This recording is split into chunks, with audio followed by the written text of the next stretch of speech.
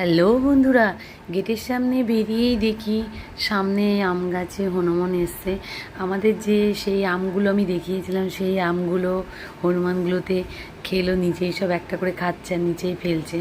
যাই হোক, আমরা আজকে একটু বেরোবো, আমাদের একটু মার্কেটে যাব, কয়েকটা জিনিস কেনাকাটির আছে, সেগুলো কেনার জন্যই আজকে যাব। তাই টোটো ধরার জন্য বাড়ির সামনে রাস্তাতেই দাঁড়িয়ে রয়েছি। তা টোটো আসছে না এখনও, তা দাঁড়িয়ে রয়েছি। তোমরা সঙ্গে থাকো, অনেক কিছু দেখাবো। গেলাম, এই যে ও হনুমানটা তাড়ানোর জন্যে পাশের বাড়ি থেকে লাঠি দিয়ে হেই করছিল। যাই হোক, আমরা টোটো পেয়ে গেলাম। টোটো পেয়ে এবার টোটোতে আমরা উঠলাম। আমি একদমই নর্মালভাবে ছিলাম, কেননা আমাদের একটা ওষুধ চলছে, যেহেতু কিছু করা যাবে না, ওই জন্যে একদম সিম্পলের মধ্যেই